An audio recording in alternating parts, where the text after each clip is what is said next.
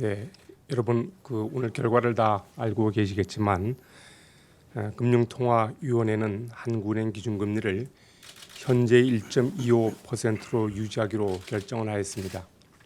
그 배경에 대해서 설명드리겠습니다.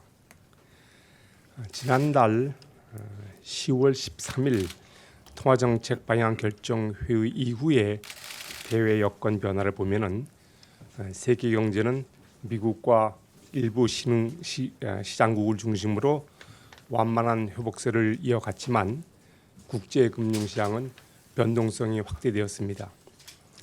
주요 국별로 경제 상황을 살펴보면 미국의 경우 3, 4분기 성장률이 크게 높아지는 등 경제 활동의 개선 추세가 지속되었습니다. 유로 지역과 일본은 미약하긴 하지만 회복 움직임을 나타내었고 중국은 6%대 중반의 성장세를 유지하였습니다. 국제금융시장에서는 미 연준의 연내 금리 인상 가능성이 높아지면서 주요국 금리가 상승하고 주가가 하락하다가 지난 8일 미 대선 후 차기 정부의 경기 부양 정책에 대한 기대 등으로 금리 상승폭이 확대되고 주가는 반등하였습니다. 국내 실물 경제를 보면 내수의 경우 9월 지표가 부진한 것으로 나타났지만 10월 들어서는 민간 소비를 중심으로 다소 반등한 것으로 이렇게 파악되고 있습니다. 수출은 휴대폰과 자동차 수출의 차질 등으로 감소세를 이어갔습니다. 앞으로 국내 경제는 세계 경제의 회복과 함께 완만한 성장세를 이어갈 것으로 전망되지만 대내외 여건의 불확실성이 한층 높아짐에 따라 성장 경로의 불확실성 또한 높아진 것으로 판단됩니다. 10월 중 소비자 물가 상승률은 한시적으로 인하되었던 전기 요금이 종전 수준으로 환원된 데 주로 기인하여 전월에 1.2%에서 1.3%로 상승하였으며 농산물과 석유를 제외한 근원 인플레이션율도 전월에 1.3%에서 1.5%로 높아졌습니다. 앞으로 소비자 물가 상승률은 저유가의 영향 약화 등으로 점차 높아질 것으로 예상하고 있습니다. 지난달 통화정책 방향 결정 회의 이후에 국내 금융시장 상황을 보면은 미국 대선이 있기 전까지는 연준의 연내 금리 인상 가능성 등으로 장기 시장 금리와 원 달러 환율이 상승하고 주가는 하락하였습니다. 대선 결과가 시장의 예상과 다르게 나타나면서 이들 가격 변수의 변동성은 크게 확대되었습니다. 주가와 장기 시장 금리가 하락 후에 상승하였고 원 달러 환율은 추가적으로 크게 상승하였습니다. 한편 가계대출은 주택 가격 상승과 거래 증가 등을 배경으로 큰 폭의 증가세를 지속하였습니다. 금융통화위원회는 국내 경제가 완만하나마 성장세를 이어가고 있으며 대내외 여건의 불확실성이 증대되었지만 향후 우리 경제에 어떻게 영향을 미칠지 좀 더 지켜볼 필요가 있다는 점, 그리고 대내외 여건의 불확실성 등으로 인해서 금융 외환 시장의 변동성이 크게 확대된 점 등을 고려하여 기준금리를 현 수준에서 유지하면서 국내외 상황 변화를 지켜보기로 하였습니다. 앞으로 통화정책은 성장세 회복을 지원하기 위해 완화 기조를 유지하되 금융 안정에 각별히 유의하여 운영해 나갈 것입니다. 이 과정에서 대내외 여건이 높은 불확실성과 그 영향, 그리고 미 연준의 통화정책 변화, 국내 가계부채 증가세 등을 면밀히 점검해 나가겠습니다. 오늘 한국은행 기준금리를 현 수준에서 유지하기로 한 금통위의 결정은 전원 일치였습니다. 그럼 지금부터 질문을 받겠습니다. 질문을 하실 때에는 소속과 성명을 말씀해 주시면 감사하겠습니다. 네, 총재님 안녕하세요. 저 서울경제신문의 이현성 기자입니다. 그 두 가지 질문 드리겠는데요. 첫 번째는 최순실 사태에 따라서 지금 국정 공백이 장기화되고 있습니다. 특히 경제 컨트롤 타워라고 할 수 있는 부총리가 2명이라는 말도 있고 없다는 말도 있고 되게 혼선을 빚고 있는데요. 지금 어떤 영향을 주고 있고 이게 어떻게 해결돼야 될지 좀 견해 부탁드리고요. 두 번째는 트럼프 당선인이 신고립주의를 표방을 하고 있습니다. 우리나라의 수출에 아무래도 타격이 불가피하지 않을까 이런 전망들이 나오는데요. 얼마나 타격을 줄 것 같은지, 그리고 내년 경제 전망 같은 경우에 그 세계 교역 신장에 따른 수출 증대 효과 때문에 2.8이라는 숫자를 내놓으셨는데 이건 그러면 어떻게 달라지는 건지 말씀 부탁드립니다. 네, 지금 국내외 여건이 상당히 어려울 때는 각 부처의 경제 정책을 조율해 나가면서 좀 일관성 있게 정부 정책을 추진해서 어떤 경제 안정을 도모하고 경제 주체들의 심리 안정을 도모하는 역할이 대단히 중요하다고 생각을 하고 있습니다. 지금 현재 그 부총리께서 맡은 바 역할을 열심히 하고 계시고 또 부처 간의 의견 조율을 위해서 각고의 노력을 기울이고 계신 것으로 저는 알고 있습니다. 어제 그 현안 점검 회의에 저도 처음으로 참석을 했습니다. 하여튼 우리 어려울 때일수록 정부 각 부처 또 물론 그 일관되게 협조해서 움직이지만 한국은행도 거기에 대해서 좀 경제 안정에 적극 협력할 그럴 마음이 되어 있습니다. 네. 그리고 신고립주의를 말씀하셨는데 이제 트럼프 미 대통령 당선자의 공약 사항으로 아마 이제 그렇게 우려를 하고 계신 것 같습니다. 물론 공약 사항을 보면은 그중에 이제 대외 교육과 관련된 걸 제가 말씀드리면은 TPP를 처리한다든가 그다음에 기체결된 FTA 협상을 다시 재논한다든가 또는 어떤 높은 유례 관세를 부과하고 또 심지어 비관세 장벽도 시행하는 그런 안을 많이 담고 있습니다. 만약에 그러한 공약들이 정책으로 시연이 된다면 그는 세계 교육은 물론이고 국내 수출에도 부정적 영향을 줄 것으로 우려됩니다. 그렇지만 여러분도 잘 아시겠지만 이 공약이 실제 정책으로 이어질지 여부도 좀 불확실하고 또 좀 그 정책으로 나타난다 하더라도 그 정책의 정도라고 할까요, 강도, 시기에 따라서 또 많이 효과가 다를 수도 있다고 이렇게 생각을 합니다. 그래서 저희들은 어떻든 미국의 통상 정책의 변화가 예상이 되지만 사실상 구체적인 내용까지는 지금 예단할 수 없고 단지 저희들로서는 하여튼 그야말로 이 이후에 이제 정부가 출범하기 전까지 그다음에 정부가 출범해서 여러 가지 정책 변화를 그야말로 예의주시해서 만반의 준비를 갖춰나가는 것이 중요하다 이렇게 생각을 하고 있습니다.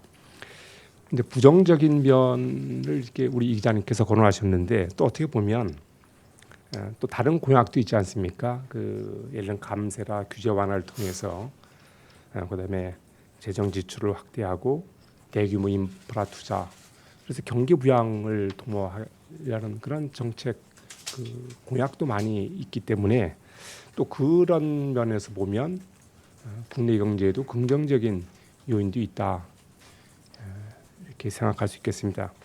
다시 말씀드리면은 미국의 경제 통상 정책에 많은 변화가 예상되지만 그 변화의 정도를 지금으로서는 예단하기 곤란하고 그야말로 지금부터 면밀히 지켜보고 거기 철저히 미리미리 대비하는 자세가 필요하다 이렇게 생각하고 있습니다. 다음 질문을 받겠습니다.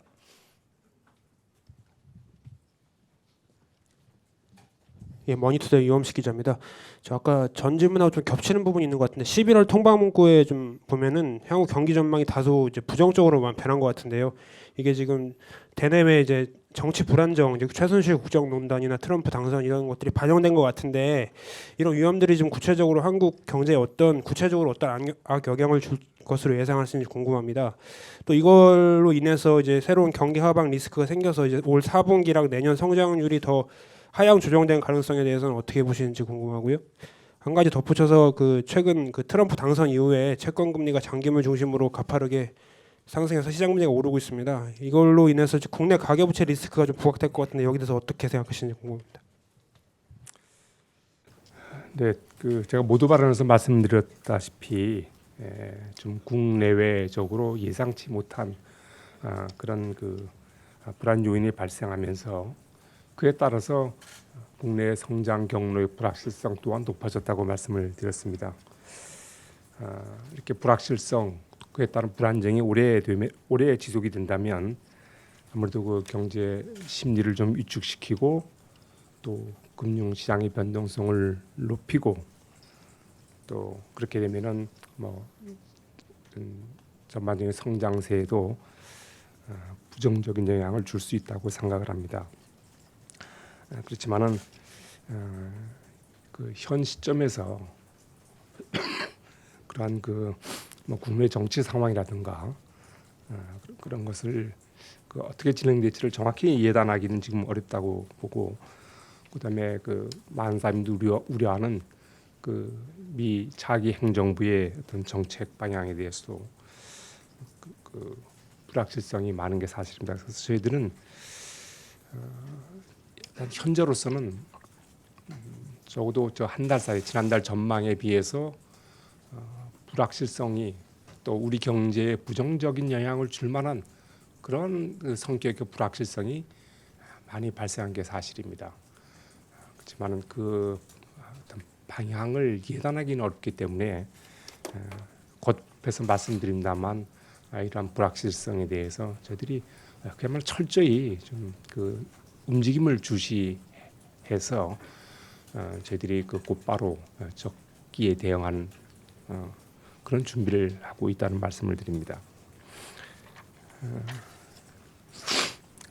시장 금리가 이제 오르고 그것이 대출 금리로 다 이어지고 한다면은 가계 부채 문제 어려움이 이제 가중되는 것이 사실입니다. 그래서 저희들은 늘 그 전부터 총량 수준도 그렇고 증가 속도가 빠른 점에 대해서 늘 저희들이 걱정을 해왔습니다. 시장 금리가 상승하면 가계 부채 문제는 저희들은 가계 부채 문제가 어떤 금융기관의 부실이라든가 그런 시스템 리스크까지 가는 그런 문제는 아니고, 우리나라의 가계 부채의 문제라고 하는 것은 좀 취약계층의 문제. 물론 장기적으로 보면 가계 부채 수준이 워낙 높기 때문에 소비를 제약하는 그런 부담으로 늘 작용하겠지만, 단기적으로 봤을 때 가계 부채 위험은 취약계층의 어떤 어려움, 이게 저희들이 이제 좀 우려할 바입니다. 그래서 물론 정부도 이 점에 대해서 충분히 인식하고 있고 그런 것은 또 다른 차원에서 대책을 이렇게 늘 기관끼리 협의하고 있습니다. 네. 예, 다음 질문을 받겠습니다. 네, 안녕하세요. 저 블룸버그 최환웅 기자입니다. 장기 금리에 대해서 두 가지 질문 드리겠습니다. 먼저 미국 대선 앞두고 총재님께서 필요시 시장 안정화 조치를 취하는데 실기하지 않게 철저히 준비해달라 주문하셨습니다. 여기 시장 안정화 조치에 대해서 만약 10년물 정도 국내 장기 시장 금리가 급변동한다고 했을 때 한국은행이 어떻게 대응할 수 있는지 또는 대응할 수 있는지 그걸 여쭤보고 싶고요. 두 번째로 이웃나라 일본에서는 10년물 금리 목표를 제시하는 방식으로 그 통화 정책의 툴을 늘린 것으로 알고 있습니다. 그 한국은행 입장에서 그 일본 중앙은행의 조치가 하나의 정책 옵션으로 고려해 볼 만한 그 대상이 될지 여쭤보고 싶습니다. 감사합니다. 네, 최근 이제 국내 장단기 시장 금리가 큰 폭의 상승세를 보이고 있는데 그 이유는 미 연준의 금리 인상이 예상되고 있고 그다음에 또 어떤 그 미 대선 결과의 영향도 물론 작용을 해서 국내 금융 시장에서뿐만 아니라 국제 금융 시장에서도 시장 금리가 큰 폭 상승하고 있습니다. 그다음에 또 하나 뭐 이유를 든다면 소위 그 이제 북 클로징하는 그런 이제 시즌이기 때문에 소위 그 연말 효과도 반영이 되어 있다고 이렇게 봅니다. 저희들이 시장 그 안정화를 위한 조치는 저희들이 물론 일반적으로 아까 저희들이 그 필요하면은 저희들이 안정화 조치를 실시할 그럴 준비가 다 되어 있다고 말씀드렸습니다. 그 구체적인 뭐 수단을 제가 얘기할 상황은 아니고 일반적으로 1차적으로 저희들이 할 수 있는 시장 안정화 조치는 그 공개 시장 조작을 통한 그런 대응이 이제 일반적인 수단이 될 수 있다 이렇게 말씀을 드리고 하여튼 시장 안정화를 위한 조치는 저희들이 여러 가지 그 다양한 수단을 갖고 있고 거기에 대한 어떤 그 좀 준비도 하고 있기 때문에 시장 불안 시에는 하여튼 적극 대응토록 하겠습니다. 지금 최 기자님 말씀하신 대로 이제 일본은행은 제로금리라든가 제로금리 그다음에 QQE 마이너스 금리 정책을 펴왔다가 거기 더해서 이제 장기 금리 그 목표 타겟팅을 이제 실시하고 있습니다. 근데 당시 일본은행이 이러한 그 소위 좀 조치를 취하게 된 것은 이제 장기 금리가 마이너스로 내려가면서 금융기관의 수익성이 이제 상당히 악화될 그런 우려가 있었고 또 그로 인하여서 이제 그렇게 되면 금융 중개 기능이 이제 저해될 그럴 우려. 그래서 이제 그 이런 조치를 이제 내놓게 된 것입니다. 금융시장에서는 그러니까 일본의 경우는 통화 정책 수단이 이제 가용 수단이 상당히 이제 제약도 있는 상황에서 그다음에 또 매입 대상 국채 물량이 충분치 않은 상황에서 실시된 정책이다 이렇게 평가를 하고 있습니다. 우리 국내를 보면은 물론 뭐 통화 정책 여력이 뭐 이렇게 크다고 할 수는 없지만 저희는 어떻든 간에 일본은행과는 달리 뭐 금리 정책을 포함해서 통화 정책 여력이 아직도 남아 있고 그런 점에서 볼 때 뭐 일본과 같은 어떤 장기 시장 금리를 컨트롤할 만큼 그렇게 뭐 급박한 상황은 아니다. 저는 그렇게 판단을 하고 있습니다. 또 실제로 중앙은행이 이제 장기 시장 금리를 컨트롤하는 것은 그 효율성에 대해서 늘 그것은 좀 의문이 많은 상황이기 때문에 하여튼 저희들은 뭐 지금 현재로서는 그런 걸 고려할 상황은 아니다 이렇게 말씀을 드립니다. 예, 다음 질문을 해주시기 바랍니다. 예, SBS 김용철입니다. 그 트럼프가 당선되면 주가가 상당히 하락할 것으로 예상을 많이 했었습니다. 그래서 그 선거 당일에도 상당히 요동을 쳤는데 예상과 달리 금융시장이 상당히 안정을 보이고 있는데 그렇게 변화된 요인을 한번 어떤 것을 들 수 있는지 한번 말씀해 주시고요. 이게 또 지속 가능할지도 한번 말씀해 주십시오. 두 번째는 그 미국의 금리가 가파르게 상승을 하고 있습니다. 그래서 10년물 국채가 2.2% 가까이 올라가고 있는데 한국보다 훨씬 높은 금리가 유지되고 있는데 이 한국에 어떤 영향을 미칠 건지 또 여기에 우리는 어떻게 대응을 해야 할지 한번 말씀해 주시고요. 다음으로 마지막으로 지금 이제 트럼프가 중국이나 이 한국이나 이런 나라들을 환율 조작 와치 리스트에 올려놓고 있습니다. 이게 앞으로 우리나라 외환시장 어떻게 대응을 해야 될지 말씀해 주십시오. 네, 그 이제 물론 대선 전에는 그 시장에서는 클린턴 후보의 승리를 이제 예상을 하고 거기에 따라서 여러 가지 그 좀 프라이싱이 이루어졌죠. 그러다 보니까 이제 예상과 다른 결과가 나타나니까 이제 금융시장이 크게 이제 하루 이틀 동안 출렁거린 게 사실입니다. 그 지금 김 기자님 말씀하셨듯이 이제 트럼프 후보가 당선됐을 때에는 주가도 많이 하락하고 이제 그럴 줄 알았는데 그렇게 되지 않은 배경은 뭐 여러분이 더 잘 알고 계신 거 아닌가 싶습니다. 그 트럼프 당선자 여러 가지 공약이 어떤 경제에 부정적 영향을 뭐 줄 거라고 하는 것이 이제 과도에 이제 부각이 된 것 같은데 그 트럼프 당선자가 당선자로서 연설 때 상당히 그 좀 유화적인 포용적인 그러한 당선 수락 연설이 시장의 어떤 불안 심리를 많이 좀 완화시킨 측면이 있겠고 또 트럼프 후보가 감세라든가 재정 지출 뭐 대규모 인프라 투자를 통해서 경기 부양 정책을 펴 나갈 것이라는 그런 기대가 이제 반영이 되면서 금융시장이 그렇게 반응을 보였습니다. 앞으로도 계속 그렇게 지속될 것인지는 제가 모두 말씀드렸습니다만은 지금 이렇게 이제 단기적으로 안정된 모습을 보였습니다만은 앞으로 그 이제 출범하기 전까지 그다음에 출범해서 어떤 경제 정책이 구체적으로 어떻게 펴되느냐에 따라서 좀 그것이 아직은 불확실한 상황이기 때문에 그때마다 좀 변동성이 높을 가능성도 있다고 이렇게 생각을 합니다. 아까 그 미 국채 금리가 이제 상승을 해서 국내 그 우리 소위 같은 뭐 10년 물리 비교하면은 이제 금리 차가 역전이 되어 있는 그런 상황입니다.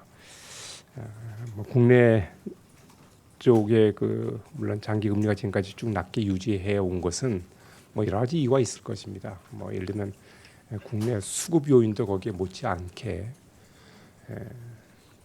그 거기에 이제 가세한 거고 앞으로 같은 요 그 장기 금리도 앞으로 어떤 그 변동성을 보일 여지가 많이 있기 때문에 저희들이 같은 이 문제도 어떤 이 흐름을 저희들이 좀 주의 깊게 지켜보도록 하겠습니다. 이제 그 중국에 대한 환율 조작국 질문을 하셨죠. 이제 그 트럼프가 이제 공약에 나와 있었기 때문에 시장에서도 이제 새로운 정부가 들어서면 뭐 중국을 환율 조작국으로 지정을 한다든가 또 그 한국의 외환 정책에 대해서도 어떤 좀 비판적인 시각을 갖고 있기 때문에 원화 절상 압력이 커질 것이라는 그런 우려가 있는 것으로 좀 알고 있습니다. 이와 관련해서 먼저 그 우리 한국은행 우리 외환 당국의 환율 정책을 다시 한번 말씀드리면 우리는 환율의 특정 수준을 그 목표로 하고 있지 않고 단지 환율 변동성이 너무 쏠림 현상 등으로 인해서 과도하게 급변동할 경우에 그야말로 시장 안정화 차원에서 그것도 어느 한 방향이 아니고 양방향으로 그 안정화 노력을 하겠다고 하는 그런 원칙은 저들이 일관되게 유지하고 있습니다. 그래서 그 미국 그 재무부가 지금까지 3차례 환율 보고서 펴냈는데 보면 그 보고서에서도 한국이 양 방향의 균형적인 시장 개입을 실시하고 있다고 이렇게 평가를 하고 있습니다. 어떻든 이제 새로운 정부가 들어서서 여러 가지 많은 변화가 예상되는 만큼 우리 환율 정책과 관련해서도 우리 한국은행으로서는 우리의 이런 기본적인 스탠스 입장을 충분히 그쪽에서 그 이해할 수 있도록 저희들이 그런 소통 노력도 강화할 그런 계획으로 있습니다. 지금까지 물론 저희들이 그런 노력을 해왔습니다만 신정부 출범 후에도 이러한 노력을 계속 그 게을리하지 않을 것을 그럴 계획으로 있습니다. 예, 다음 질문을 해주시기 바랍니다. 네, 연합인포맥스 전소영 기자입니다. 두 가지 질문 드릴 텐데요. 최근 이제 미국 기준금리 인상이 다가오고 뭐 대선 이후에 채권 발행 우려까지 겹치면서 미국 금리 상승폭이 좀 확대가 되면서 한국과의 내외 금리 차가 좀 벌어지고 있습니다. 이런 것들 때문에 외국인 자금 유출 우려는 계속 좀 나오고 있는 상황인데요. 실제로 지난 10월 달에 외국인 채권 자금이 3조 원 넘게 빠지는 등 자금 유출이 좀 가시화가 되고 있고 이런 것들이 환율 상승으로 좀 연결되고 있다라는 진단도 나오고 있습니다. 총재님이 지난 회견에서 미국이 기준금리를 올리면 한국 금리의 실효 하한이 올라간다고 하셨는데 여전히 한국이 미국과 다른 방향으로 통화 정책을 펼 수 있는 룸이 있다고 보시는지 좀 궁금하고요. 한미금리 역전에 따른 환율의 추가 상승 가능성에 대한 총재님의 견해를 좀 부탁드립니다. 그리고 두 번째는 금통위 의사록에서 최근에 장기채 공급 활성화 방안에 대한 언급이 있었는데요. 이와 관련해서 구체적으로 진행되는 것이 있는지 궁금합니다. 네, 상당히 좀 가슴 길게 질문을 하셨는데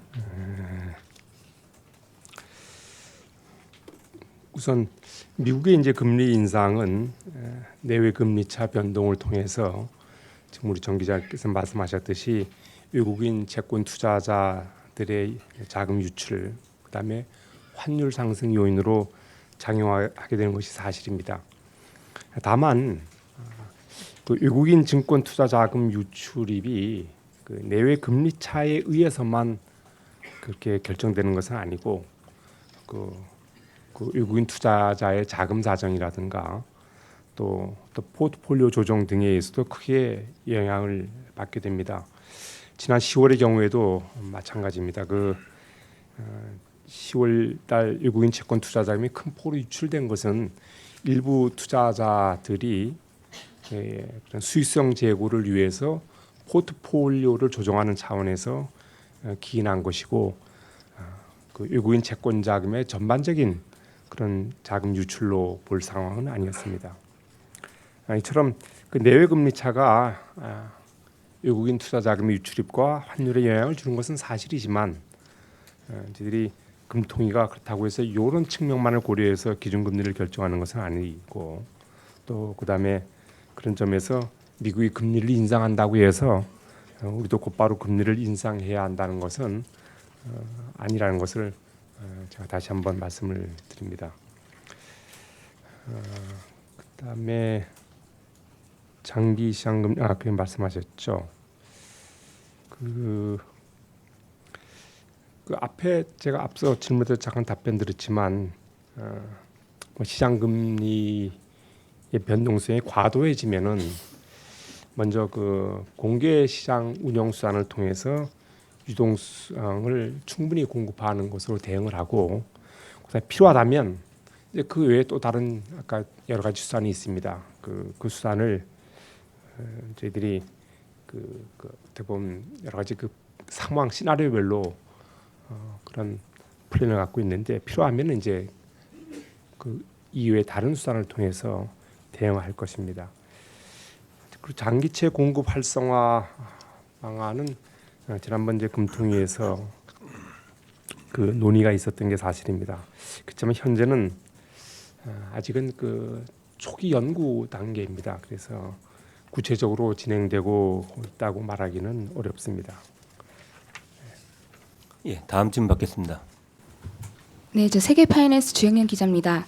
저는 가계부채 관련해서 두 가지 질문 드릴게요. 우선 그 가계부채 급증의 주 원인이 이제 저금리라는 그런 의견이 많은데 총재님께서는 어떻게 생각하시는지 궁금하고요. 가계부채 폭증을 막기 위해서 금리 정상화가 필요하다고 보시진 않는지에 대해서도 궁금합니다. 물론 이제 가계부채가 큰 폭으로 증가한 데에는 저금리와 그에 따른 이제 풍부한 유동성 공급이 물론 주된 요인의 하나라고 생각합니다. 그렇지만 이제 이 저금리 이외에도 2014년에 이제 정부가 주택 경기를 좀 이렇게 좀 살리려는 그런 차원에서 그 여러 가지 그 관련 규제를 완화를 했고 그에 따라서 또 주택 경기의 개선에 따라서 또 가격 상승 기대 심리가 계속 있다 보니까 가계 대출 수요를 늘리는 쪽으로 작용을 했습니다. 물론 저희들이 이 금리나 저금리 정책을 펴기 시작한 건 뭐 거슬러 올라가면 한 2012년부터 이렇게 기준금리를 수차례 인하해 왔는데, 물론 그 중앙은행이 이제 금리 정책을 할 때 그런 금융 안정 리스크도 보지만 그 사이에는 그 어떤 성장 그 모멘텀이 그 크게 하락함에 따른 거시경제 리스크가 훨씬 컸던 상황입니다. 그래서 저희들이 수년 전부터 저금리 정책을 펼 당시는 어떤 거시경제 리스크 때문에 성장의 모멘텀을 회복하기 위한 차원에서 금리 정책으로 대응할 수밖에 없는 그런 상황이라고 이렇게 이해를 해주시면 되겠습니다. 가계부채 급증을 막기 위해서 그러면 금리 정상화, 아마 금리 인상을 염두에 두신 질문인데, 결국은 앞에 제가 그 한 맥락과 같이 연결되는 겁니다. 그 금리 정책이라고 하는 것은 가계부채를 그런 포함한 금융 안정뿐만 아니라 거시경제 전반적인 상황을 종합적으로 고려해서 운영할 수밖에 없다. 그래서 저희들이 지금 물론 그 거시경제의 어려움을 고려해서 저금리 정책을 하고 그래서 완화적인 통화 정책을 펴고 있지만, 그렇다고 해서 또 이 가계 금융 안정 리스크를 또 고려하지 않는 건 아닙니다. 그래서 지금 통화 정책을 운영함에 있어서는 제가 모두 발언에서 말씀드렸듯이 지금의 완화 정책을 유지해 나가겠지만 금융 안정에 각별히 유의하겠다라고 제가 언급을 한 적이 있습니다. 저희들이 그 금융 안정보다는 거시경제 리스크가 워낙 컸기 때문에 저희들이 이렇게 완화적인 정책을 펴 왔는데, 사실상 이 가계부채 문제, 이 문제는 어떤 금리 정책만으로 해결할 수 있는 것은 아니죠. 그게 소위 어떤 미시적인 또 다른 또 거시건전성 정책 차원에서 좀 이것도 대응을 해야 되는, 그래서 다른 나라에서도 다 뭐 공통된 현상입니다.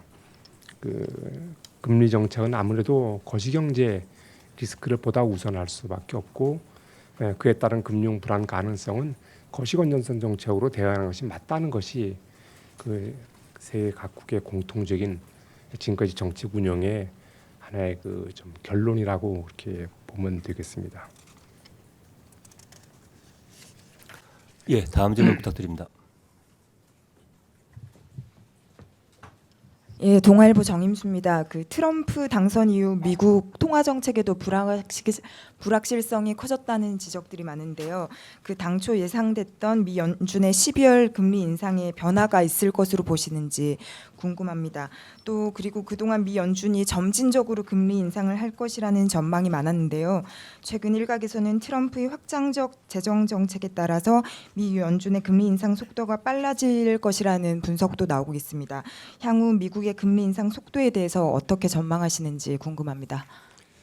네, 물론 이제 그 중앙은행의 통화 정책이라고 하는 것은 뭐 정부가 이렇게 막 바뀌었다고 해서 그렇게 거기에 이렇게 크게 좌우되는 것은 아니라고 보고 있습니다.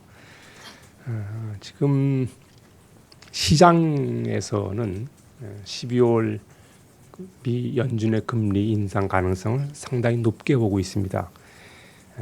미국의 그 10월 중에 고용 지표를 포함해서 여러 가지 경제 지표가 호조를 보이고 있기 때문에 지금까지 미 연준이 좀 이렇게 주장해온, 다시 말해서 어떤 고용과 물가의 상황이 개선되고 있고 그것이 지속된다면 12월 금리 인상 가능성을 강력히 시사를 해왔습니다. 그래서 지금 시장에서는 12월 금리 인상 가능성을 상당히 높게 보고 있다, 이렇게 제가 말씀을 드리고, 그 인상 속도도 저희들은 이게 뭐 정치적인 영향에 크게 좌우되지는 않을 것 같은 생각은 듭니다. 그러면 대다수 그 FOMC 위원들이 2017년 중에 적정 금리 인상 횟수를 한 그 평균적으로 2회 정도 보고 있기 때문에 현재로서는 저희들도 그러한 전망이 좀 아직도 유효하다 이렇게 저는 판단을 하고 있습니다. 네, 다음 질문 받겠습니다.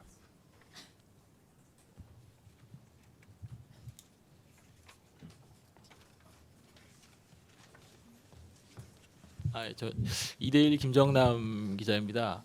그 오늘 정부에서 보면은 이제 그 최근 이렇게 시장 상황이 좀 빠르게 안정되고 있다라고 하는 평가 쪽이 좀 기울어 있는 것 같은데, 그 또 반대로 생각해 보면 또 그 미국 채권 금리가 워낙 큰 폭으로 지금 급등하고 있기 때문에 이게 시장에서 보면은 어떤 그 부정적인 측면보다 보호무역 같은 어떤 재정 정책 같은 긍정적인 측면이 너무 빠르게 가격에 반영되고 있는 거 아닌가 하는 생각도 좀 할 수 있겠는데요. 이거에 대해서 좀 총재님께서 어떻게 생각하시는지 궁금하고요. 그 다음에 브렉시트 때와 좀 그 초기 상황이 시장 상황을 좀 비교해 보시면 어떻게 보시는지 좀 궁금합니다.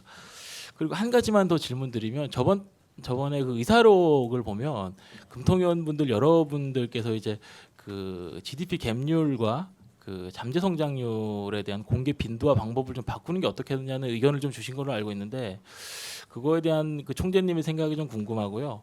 최근에 보면은 이게 그 거의 퍼펙트 스톰식으로 이슈들이 막 한꺼번에 몰려오는 측면이 좀 있는 것 같은데, 이게 최근에 어떤 잠재 성장률 변화에도 좀 영향을 좀 미치고 있는지 그게 좀 궁금합니다. 네, 지금 그 국제금융시장이 지금 그 미 대선 결과가 예상과 다르게 나왔음에도 불구하고 상당히 이제 안정을 되찾고 있습니다. 그래서 저희들이 그 지금까지는 그 모르겠습니다. 이게 뭐 제 개인적인 의견일 수도 있지만은 그 전에 보면은 오히려 그 트럼프 당선 가능성을 너무 과소평가한 거 아닌가. 그다음에 또 트럼프 당선자의 그 선거 공약에 따른 경제적 영향을 너무 또 과대해서 본 거 아닌가. 그에 따른 이제 프라이싱이 좀 어떻게 보면 자연스럽게 조정되는 그런 결과라도 볼 수 있겠다 하는 생각이 듭니다. 지금 이제 곧바로 안정을 되찾았습니다만은 앞으로 이렇게 국제금융시장이 계속 지금의 안정세를 유지할지는 뭐 제가 늘 하는 말씀이요, 진짜 지켜봐야 되겠다. 불확실성이 워낙 크지 않습니까 지금. 그래서 그 앞으로 이제 그 경제 그쪽 진영이 짜여지는 그 면면을 이제 그게 발표될 때마다 또 출범 후에 여러 가지 정책이 구체적으로 다시 또 이렇게 발표될 때마다 여러 가지 그 국제금융시장이 크게 영향을 받을 것이고, 그에 따라서 국내 금융시장도 이제 영향을 받을 거다 이렇게 봅니다. 그 브렉시트 상황에도 그때 보시면은 예상과 다르게 나타나면서 단기적으로 이제 상당히 출렁거렸습니다. 그렇지만은 그 단기적으로 출렁거렸지만 브렉시트의 영향에서 아직 완전히 자유롭지는 않거든요. 지금 현재도 앞으로 브렉시트가 어떤 형태로 진행될지, 과연 협상이 순조로울지, 그에 따라서 그것이 계속 어떤 금융시장의 어떤 불확실성 요인으로 남아 있듯이 지금 이제 그 미 대선 결과에 따라서 앞으로 한 상당 기간 동안은 그런 좀 불확실성이 해소될 때까지는 조금 그 영향을 받을 것으로 이렇게 봅니다. 그 잠재 성장률, 자 이게 그 최근 이제 우리 경제 회복 속도가 좀 매우 느리고, 그다음에 이제 고령화는 진전되고 자본 축적은 좀 둔화되고 이렇게 그런 상황이 전개되다 보니까 이제 잠재 성장률이 낮아졌을 거다 이렇게 이제 생각을 하고 있습니다. 그래서 그 금통위에서도 잠재 성장률의 그 공개 빈도에 대한 논의가 나왔는데, 그 배경도 이렇게 그 실제는 잠재 성장률이 낮아졌을 텐데 경제 주체들은 과거의 높은 잠재 성장률에 근거해서 경기 부양 정책, 경기 부양을 기대한다든가 하는 그런 기대가 좀 과도하게 형성될 수 있다고 하는 그런 우려에서 이런 논의가 있었습니다.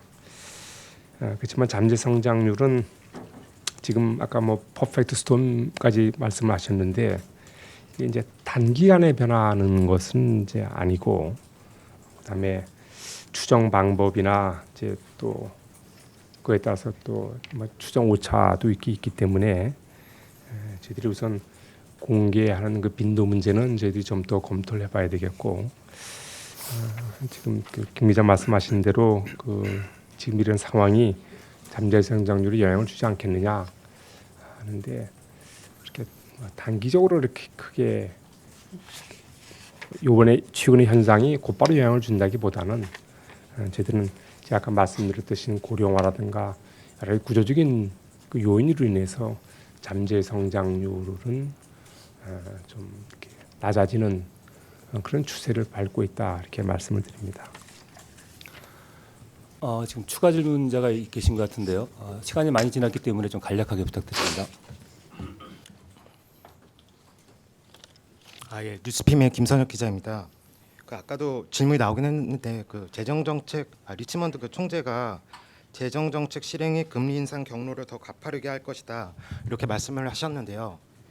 그래서 이제 경기 부양책의 중심이 통화에서 재정으로 옮겨가는 거 아니냐 이런 평가가 있는데 우리나라도 이렇게 미국을 따라서 재정 중심으로 통화에서 재정 중심으로 이렇게 이동을 해야 된다고 보시는지 아니면 보호무역주에 맞서서 이렇게 완화적인 통화 정책을 계속 유지해야 된다고 보시는지 말씀 듣고 싶습니다.